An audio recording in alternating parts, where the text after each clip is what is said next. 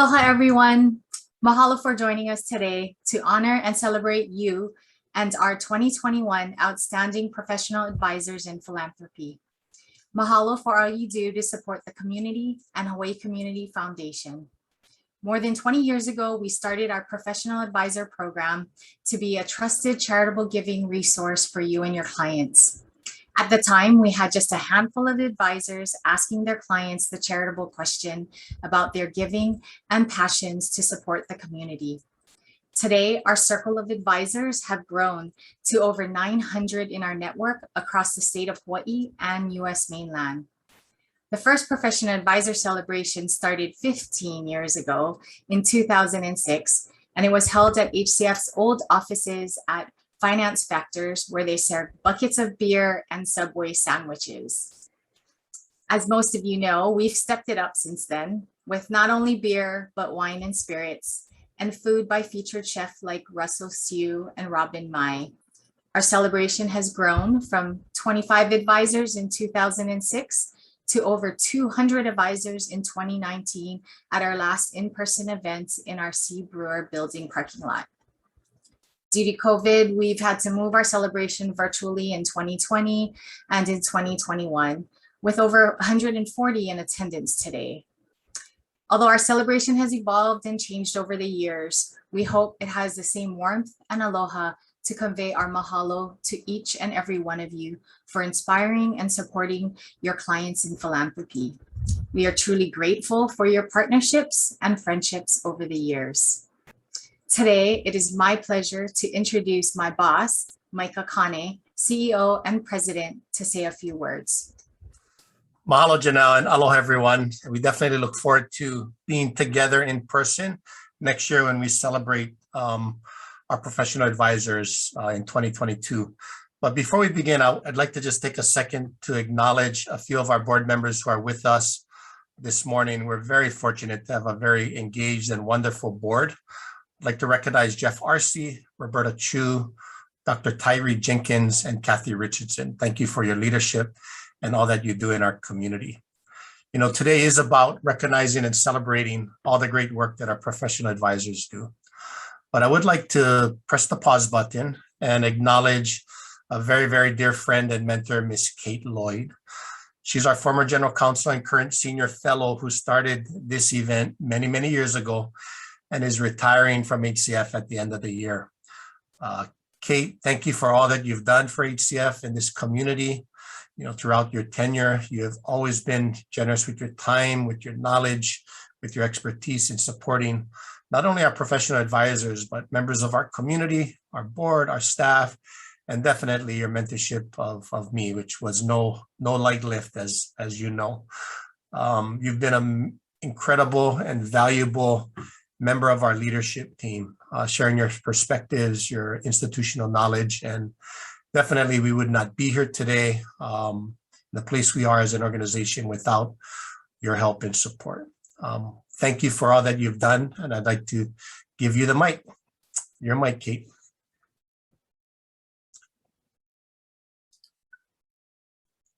Thanks, Micah, and hello to everyone, and thank you for the beautiful lei. You can see I've started on my retirement journey already. There's the Airstream. That's what I aspire to, at least. So it's been a great ride, and I want to put it right back out to all of you, the professional advisors that have really made the program work and have really done such thoughtful work with all of your clients to help them do their philanthropy. You're going to continue to be in great hands with Janelle and the team. And you know me, I say goodbye, but then I always pop up somewhere sometimes. So thanks again, Micah, and take it away. Thank you, Kate. Well, you know, we're not going to let you get too far from us. We're going to make this separation very long and hopefully difficult. But thank you, Kate, for all that you've done. As you've taught us, professional advisors are a very, very important member of our family. You folks represent, you know, nearly 40% of the gifts that come to the Hawaii Community Foundation annually. It represents anywhere from $5 to $10 million of matured legacy gifts that you have the privilege of managing and mentoring, and we're very, very honored to be a partner in that work for you. Today, we're going to be recognizing two very special partners that I'm going to allow Janelle to announce. Janelle? Mahalo, Micah. The theme for today's celebration is Pupukahi e Holomua, Unite to Move Forward. The Chinese horoscope for 2020 said that this year would not be a year to sit back and relax. It would be a year of hard work, careful planning, and persistence. And it certainly was. The horoscope also said that 2021 would be a powerful time of moving forward. Pupukahi I Holomua.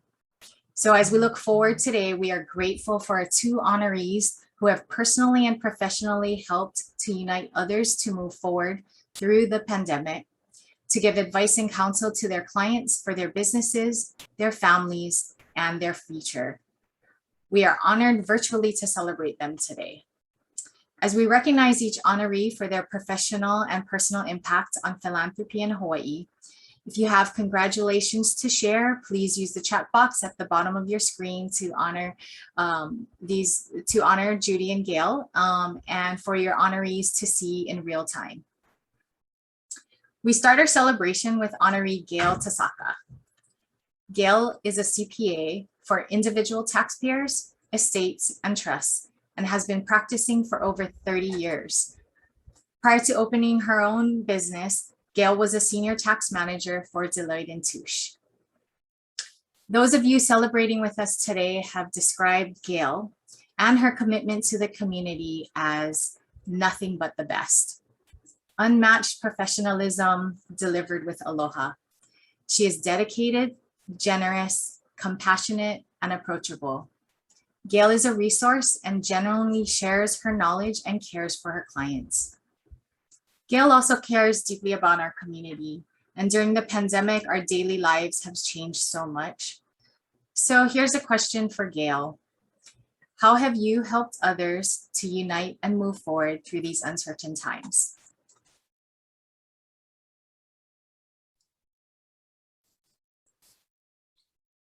Hi, Gayle.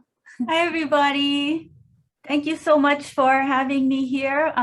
Very, very honored to be one of this year's recipients of the awards. I'd like to thank Hawaii Community Foundation and Janelle and Micah and everybody else at the foundation for this honor. Very, very grateful. Also, I'm wearing some flowers, if you can see them here. So thank you to Hawaii Community Foundation, also to First Hawaiian Bank Trust Department, Kyle Yonishige and Laurie Hamano at UBS, and also Rose Sam, who very, very generously brought flowers, and it smells very nice in here. I wish you could smell it. So anyway, getting back to your question, Janelle, how did we help to unite and move forward this year? I think this year with the pandemic, it impacted everyone. This is one of the few events during my lifetime anyway that everyone on this earth was somehow affected. So we did get a lot of questions from our clients as to, first of all, I think the conversation started as, we're so thankful. We're so thankful we're healthy. We're thankful we can work from home.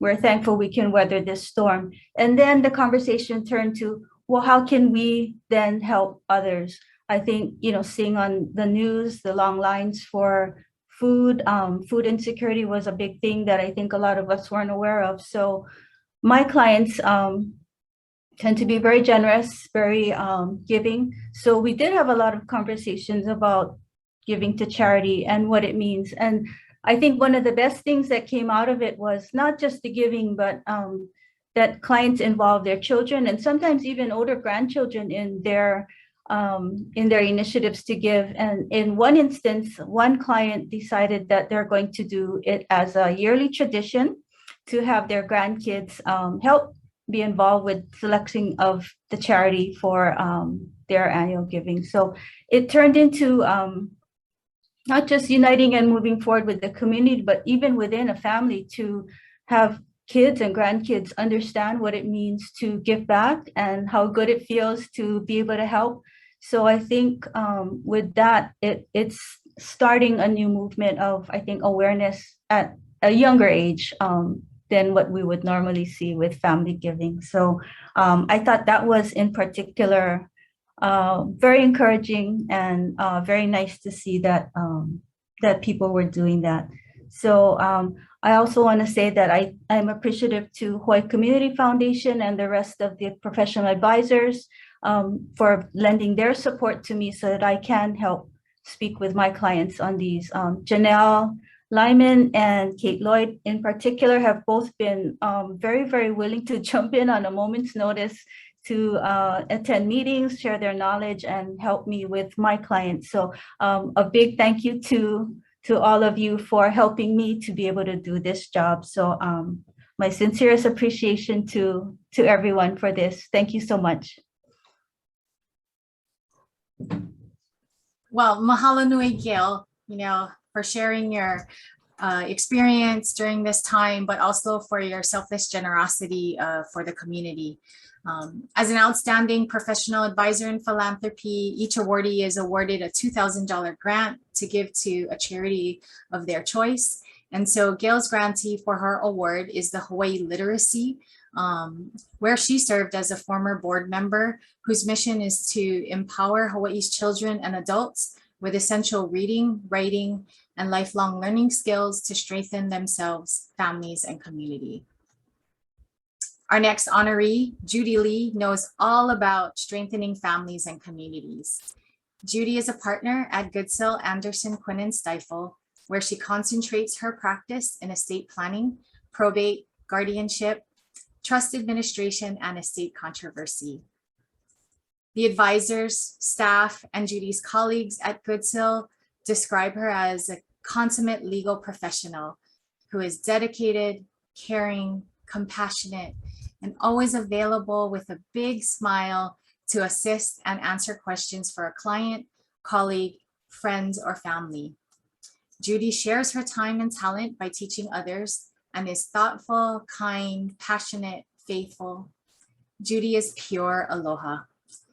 And throughout her career, Judy has had the privilege of working with many clients who express the heart of giving, living by the Bible verse, Luke 12:48, to whom much has been given, much is required. This verse has always inspired me to do more and move forward, much like our theme today. So Judy, what does Pupukahi e Holomua mean to you? Oh, thank you, Janelle. Thank you so much to the Hawaii Community Foundation. As Gayle has aptly stated, it's just a wonderful organization. I am truly honored. I'm also honored to be sharing this recognition with Gayle, who is just a wonderful professional. So thank you for this particular year and this beautiful theme, which I really believe is so appropriate, because this has been a challenging time for everyone, and in many different ways, but also in some similar ways. And so I do believe we can move forward together. And what's important to me is to remember two principles. So first, gratitude, and second, encouragement. With respect to gratitude, I always think, no matter what the circumstances, we can choose to have a heart of gratitude. And I have a notebook next to my bed, and every day I write down 2 blessings of what had occurred during the day. And I have to admit that there are some days where it's a little bit harder to think of something. And when nothing really jumps into my head and comes to mind, I always think of the fact that just being given another day of life on this earth is a blessing.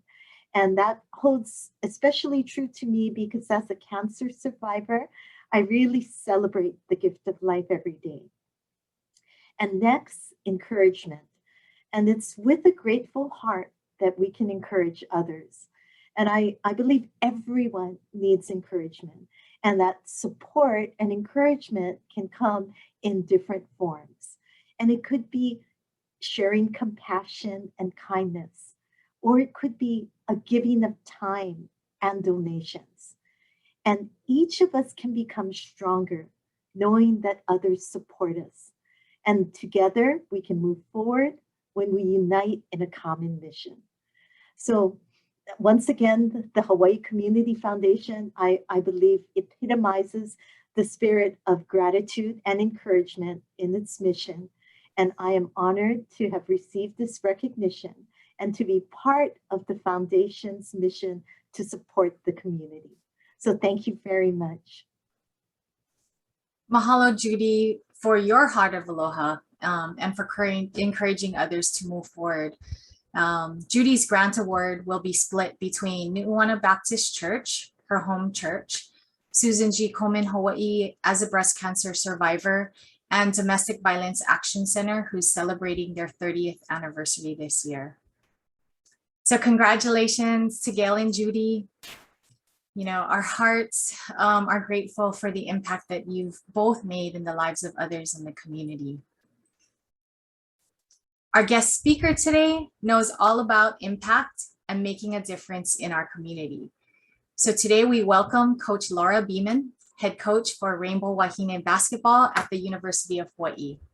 This is Coach Beeman's 10th year coaching in Hawaii, but she's been a head coach for 24 seasons.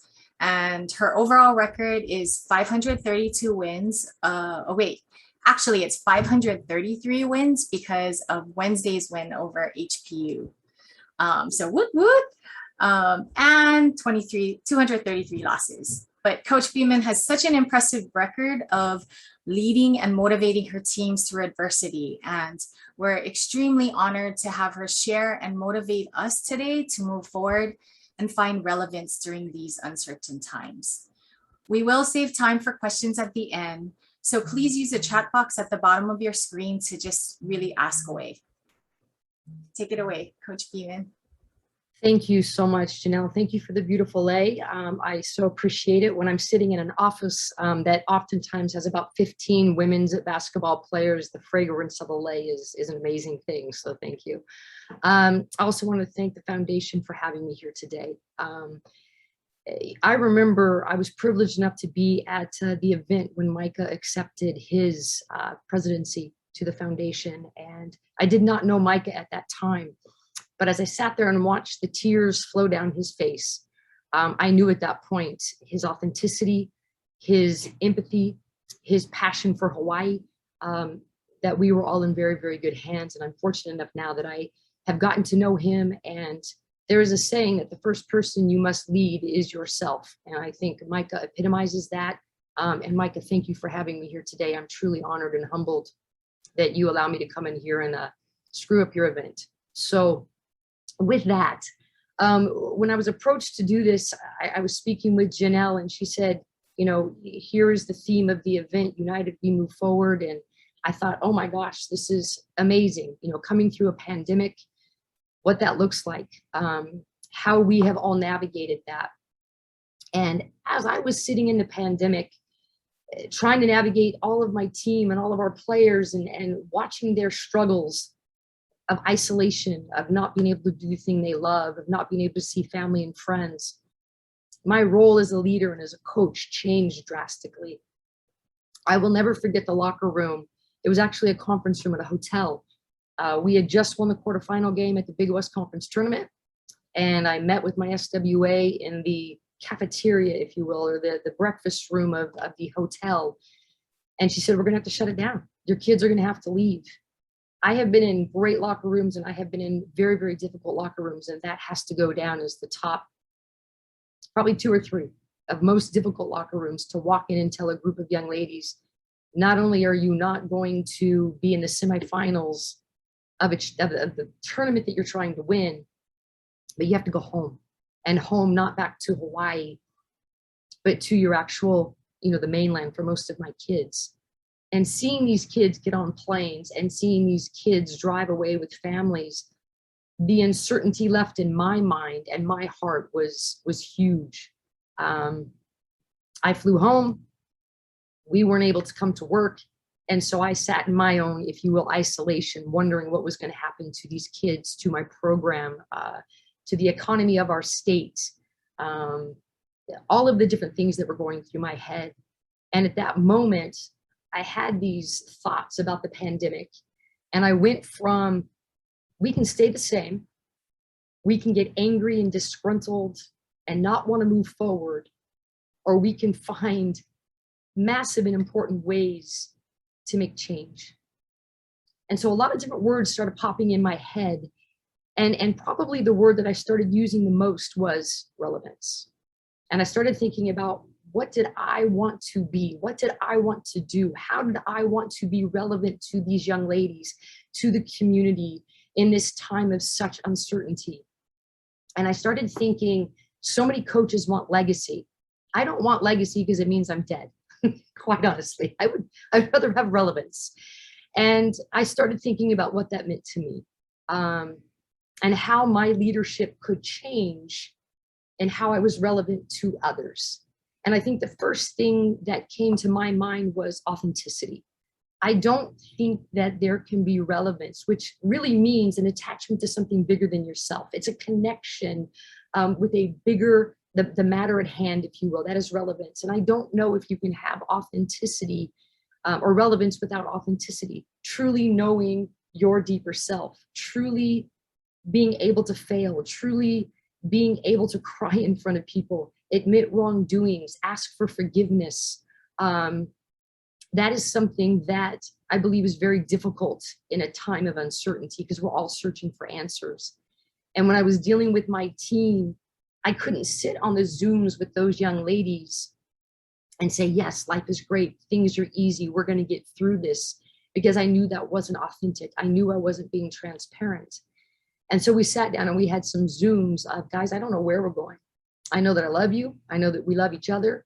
I know that this whole season has not been the way it's supposed to be. And there's so much uncertainty with health. And if you guys are even going to come back. And I asked them, I want you to come back. I knew that I could fall flat on my face. I knew that my team could say, coach, peace out. Don't want anything to do with this. This is too hard. But if I didn't give it a shot, then I wasn't going to be true to myself. And I felt like in that moment, they needed it and I needed it. And I needed to practice what I preached, which was truly being authentic in my leadership. I think the other part of relevance is transformational versus transactional. I think there is a time for transactional relationships. Excuse me, real quick. I've got coaching voice right now. I think that there's absolutely a time for transactional relationships. In business, you have to have it. I do this, you do this, we shake hands, we move on. When you're developing people, you're developing your mission, when you're developing a group, when you're trying to move forward as a community, it cannot be transactional. In my leadership and with my team, it's about transformational relationships. It's about the authenticity. It's about being transparent. It's about transforming young ladies into young leaders. It's about transforming a young woman who doesn't have the security in her own self to be willing to take that leap of faith, to trust you as a coach so that she can grow on the basketball court. She can grow off the basketball court. Kids know the difference between transactional. They're just a number, that all you care about are wins, versus this is a transformational relationship.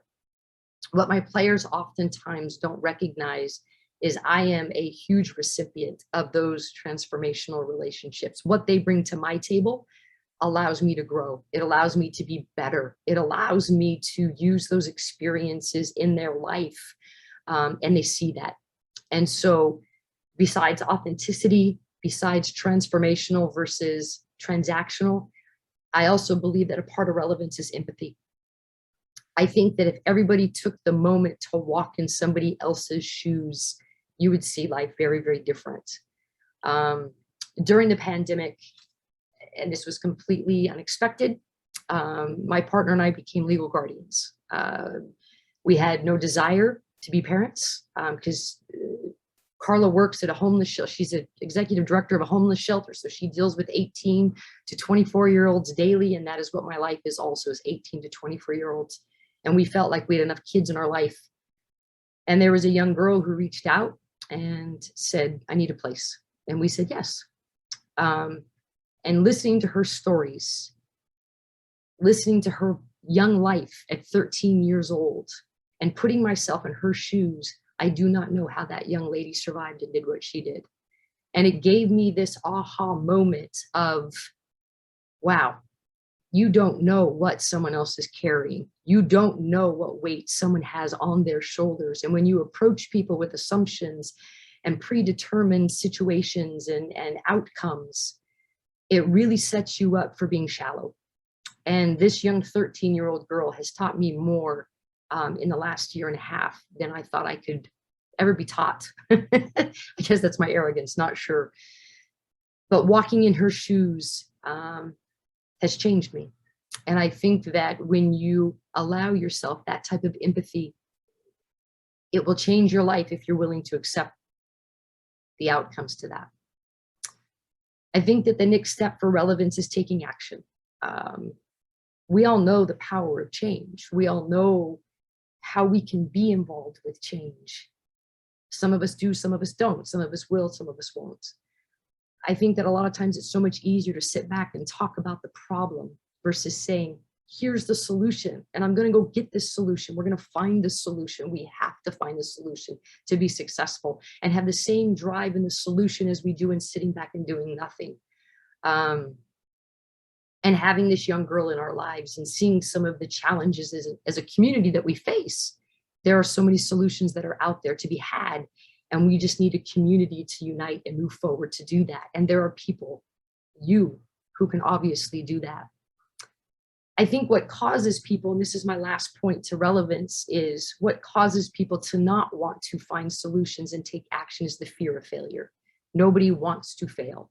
And that goes back to your vulnerability. It goes back to you being authentic. We have a saying on the basketball team, if you fail every day, you're doing it the right way. You just have to fail forward. I think too many people look at failure as a bad thing. I think in order to grow, you must fail. That is what we preach on the basketball court. That is what we talk about in our lives. And that fear holds people back from taking great steps to being great people, great leaders. I think people put themselves in a position to think, well, if I'm a leader, I have to do everything right. I have to be perfect.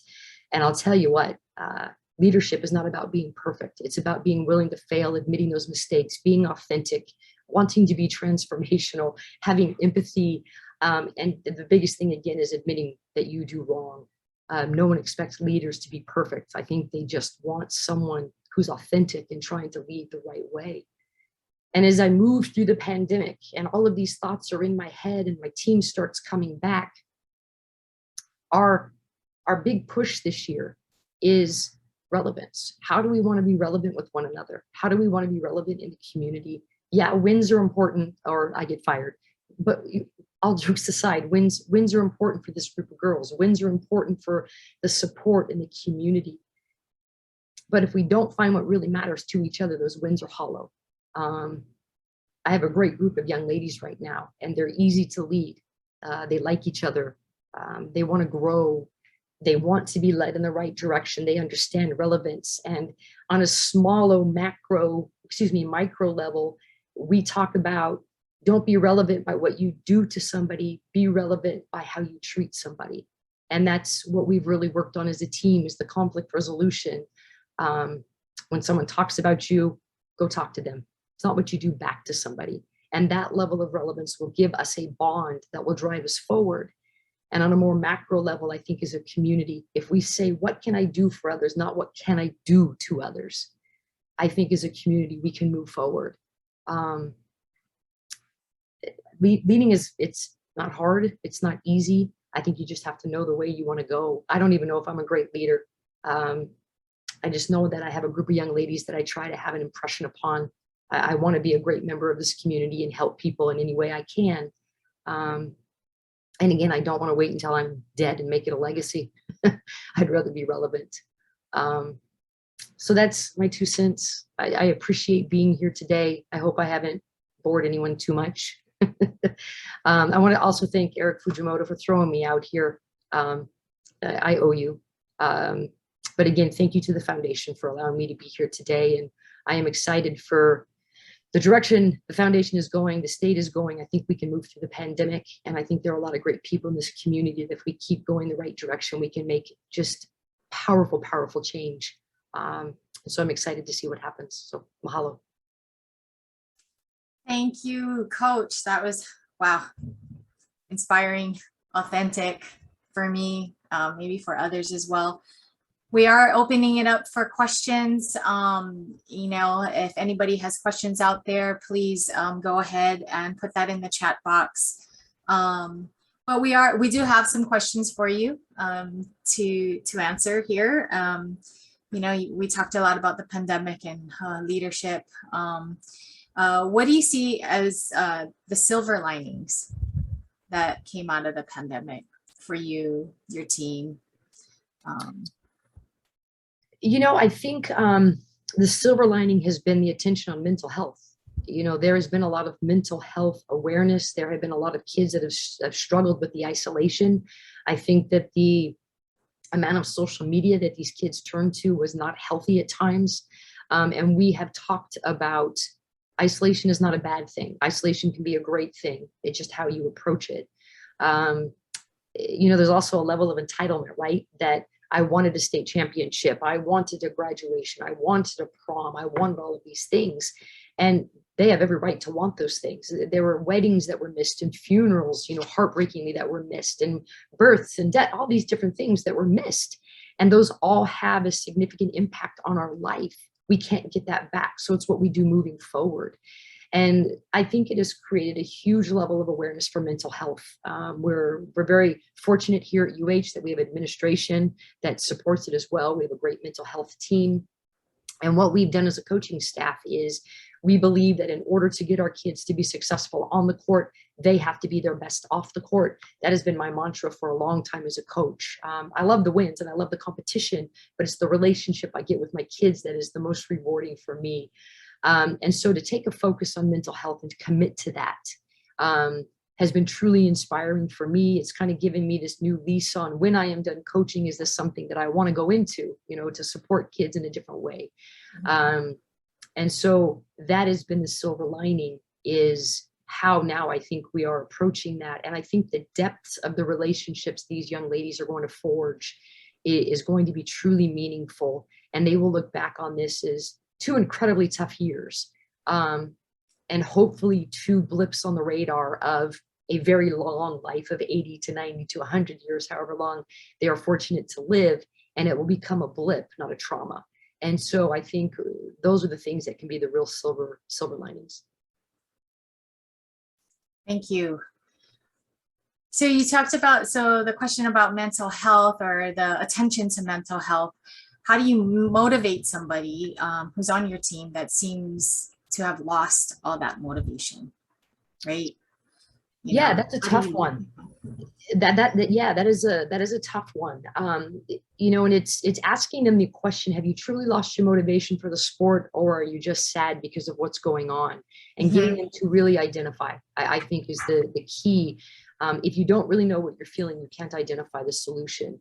And I'm a very solution-driven person. And so when a kid comes in here, it's not my job to fix them. That is not what mental health is about. It's to give them the tools to fix themselves. It's to give them the tools to say, this is what I'm feeling. This is what I need to do to get out of it. I don't think you approach mental health or motivating a kid by fixing. I think it's really, truly hard, authentic conversations about what they want. It's scary as a coach when you're talking to a really valuable member of your team and they're saying, Coach, I don't know if I want to play anymore. I have to shift from where I want my relevance, where I want my intent to go. Do I manipulate this kid to saying, oh, of course you want to play, you're great? Or what I truly need to do, which is, how do we get you to feel better? Well, what's going on? Because when they have that shift, basketball's not the problem. It's the little bruise on their heart that they have that they need to heal. And once they heal the bruise, then they can make decisions that are more meaningful to them and are honest, quite honestly. So we really have a lot of conversations in my office just about what they're truly feeling. Obviously, talking to them about, or asking them if they're willing to talk to a trained professional, since I'm not a trained professional in that area, but really just trying to help them develop tools to deal with what they're feeling. And so I know you're not a trained professional, but you always speak from the heart. And so what do you think those attributes, or 2 or 3 attributes you would instill in them, or the tools for them to use to help them get through some of that, and or even just relating it to build a winning team, you know, I think honesty, I think it's really hard not only to be honest with others, but it's really hard sometimes to be honest with yourself. And so we talk about honesty as a team, honesty as an individual, truly figuring out what it is you want, also figuring out how to discuss. So communication, how to talk to others. I think communication breakdowns are some of the biggest problems you have in any line of work, any relationship, any team. It's assumption-based decision-making, and assumption-based decision-making does not get you anywhere. It gets you frustrated, and you make decisions based on non-facts, if you will. And so we talk to the team all the time about communication is huge. What you hear, what you say, and to make sure that you are not making assumptions will truly get you to the solution of solving the problem or being authentic, vulnerable, and transparent in your relationships. Kids don't think that they can be involved with transformational relationships with each other, but they do it on a daily basis if they understand the tools of how to do that. And so it's just constant, again, communication with us about be honest, have great communication, and again, treating people how you want to be treated. And if you can do that in a locker room, you can do that in a business. It does not matter what issue you have. You can come to the table and find a solution.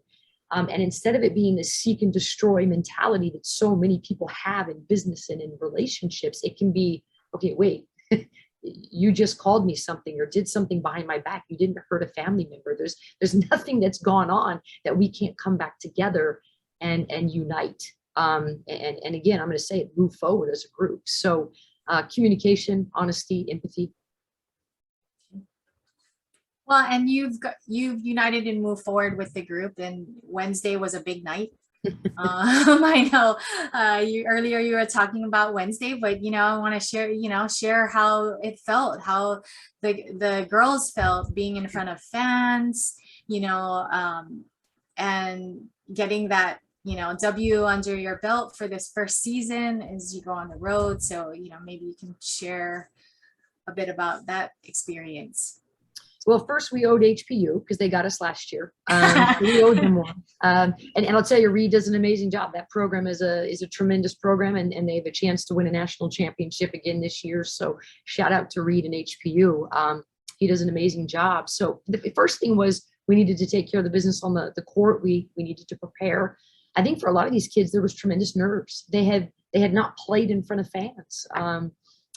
Kelsey Amaya, a local kid, her parents had not seen her play in the Stan Sheriff all last year because of the pandemic and all the protocols. So for me, I know it was incredibly emotional when the anthem started and Pono'i was playing. I had a lump in my throat, and I thought, man, get it together, Beeman. You got a game to coach. And it was hard, but it was great. I know the kids were feeling the same way, the nerves and the emotions, the excitement. And what it has done is kind of propelled these young ladies to our next homestand. We take off on Sunday.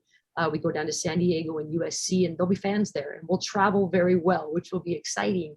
But they know when we come back here, there will be more people in the stands. And they've heard about the aunties. They've heard about the band. They've heard about all of the great support we get in the community. And now they're able to experience that.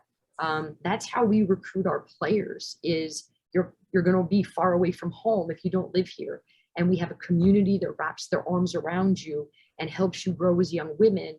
And to be 2 years without that has been incredibly challenging. And so for them to feel that, it's incredibly rewarding. It makes me feel like I'm not lying to parents and players that we've got great support. And it's exciting. So before Wednesday's game, I was watching the news, and they described your team or even saying that your team describes themselves as scrappy. So how is that the description you would give your team for this year, or one or 2 words? Yeah, I think we're going to be a little blue collar. If I had to give it, 2 words, blue collar. that scrappy blue collar, that they're going to have to work hard. We're going to be talented, but we're not going to be the most talented. We have 9 new kids coming in, and creating chemistry and getting them to trust one another on the floor is going to be, you know, a work in progress. Although I'm amazed at where they already are in that trust and chemistry. But we're going to be blue collar this year, and I'm excited to see that. I think people in Hawaii want to see a team that gets up and down the floor, puts up a lot of points on the board, gets after it defensively, and I think that's where we'll be. Okay. And let's see, any questions? I'm waiting for questions from the audience, but there is one question, you know, that's also important, is what can we do, advisors, community, to support you, your program, UH, you know, moving forward? Thank you for asking. You know, people coming and watching these kids, I think that's one thing that is huge for these young ladies, is to see empty chairs. That's not fun. You put a lot of time in throughout the course of a week, and they want to see people, you know, in the stands, supporting them, knowing about them. You know, obviously financially, everyone has needs. You know, if as advisors, you have people in your hui or people that you're serving that want to give to a program that develops leaders, women's groups, please think of us. That's what I will say. These young ladies are amazing, and what they're trying to do in their careers is amazing. So I think those 2 things would be, you know, the avenues I would go down. Yes, and I agree, and highlight financial support is very important to the women's basketball team, or, you know, for all of that, right? And to be in the stands, to be there for everyone. And that's how we lift others up and communities up, right? So let's see. I do have another question here that came in. So in your role as guardian of that lucky young woman, what skills have you learned as a coach that would be most valuable? I pray, Renata, I don't screw that kid up. I'm thinking, oh my, that, you know, that's hard. I think with her, it's about accepting her for who she is, meeting her where she is, maintaining her culture. It's so important that we maintain who she is, and that, you know, she is Native Hawaiian, and that she gets that culture. Listening, again, the empathy. You know, she's so innocent and so naive at times that you think you know the answers, and then she says something and it makes you stop and go, okay, wait, that I never thought of it from that lens. And so going into my team, I think I'm a lot more patient. I don't go in with expectations that aren't realistic. And it's going in with a lens of meeting my players where they are, because they may be 5 or 6 years older than this young lady, but they still have their own traumas. They still have their own bruises on their hearts. And as a coach, it's important to teach them how to shoot, and the philosophies and all the schemes. But more than that, getting people to be their best and helping them become that, and knowing for JoJo, it's really important that she knows she's safe.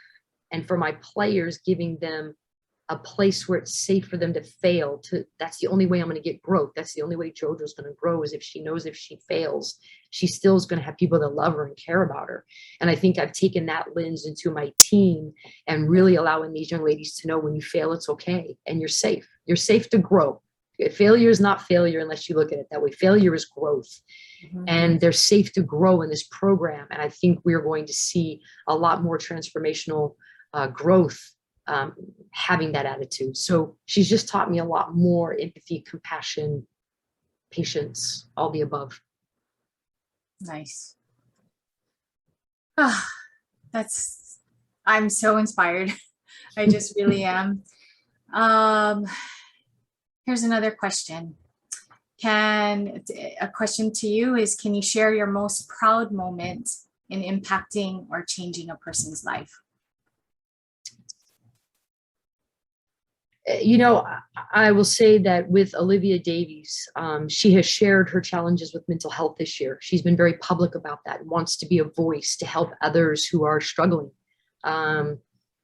And going back to the end of our season, Olivia didn't know if she wanted to come back. You know, she was really struggling and she thought going home was the answer. And at that point, you know, it was, well, forget this kid then. If that's what they're going to do, then I'll move on and I'm just going to go find somebody else. And how could she do this? And instead of doing that, it was, call me in 2 weeks and let's have another discussion because I think you're going to be back in Hawaii. I think you need this family. I think you need basketball. And there's a shirt that says basketball saved my life. And I've seen people wear that and it's out on the internet. And honestly, I do think that sports change people's lives, save their lives. Olivia called 2 weeks later and can I come back? And it was so easy to say yes. It was so easy to say, I want to be a part of your life and I want to be a part of healing whatever's going on with you. And let's use basketball as the vehicle and use this family atmosphere to wrap our arms around you. And it's not going to be about you getting back on the court and playing basketball. It's going to be about you developing yourself, figuring out tools for your mental health. And then if basketball becomes part of that, then that's icing on the cake. And if anybody watched the game or was in the stands on Wednesday, you will see where that young lady is on the basketball court. And to be able to be a part of her growth and to see her happy. I have to go back and say that I'm incredibly proud that she trusted me and that we had developed a relationship of trust so that I can continue just to help her and guide her in her life. The lessons I'm learning from that kid are amazing. So it's not a one-way street. It's very two-way. But off the top, besides personally with, you know, JoJo and that decision, it would right now be Olivia and watching that kid grow. Well, thank you. Definitely. That's been great. You know, mahalo for you, Coach, for your authenticity, really inspiration to be relevant, you know, transforming your players, UH, and the community. We also want to share that, you know, support for the community also comes to the team and financially, and Michael wants to share that he will be making a personal contribution to your team, but also to invite those and join him in doing so. So because we have a heart to lift the community up, we hope that that works out for everyone. And thank you. Thank you for your words and your sharing your story. Congratulations again to our honorees. We have Gayle and Judy today, and thank you for all of us for helping to celebrate them. Celebrating our theme of moving forward, uniting to move forward today. And really to all of you, a small gift of our appreciation from Mana Up featuring local entrepreneurs will be sent to you. For those of you who RSVP'd and attended today and noted an address to mail your gift to, but we appreciate your partnership. Aloha is our strength. So be safe, stay healthy, and malama pono. Mahalo, everyone.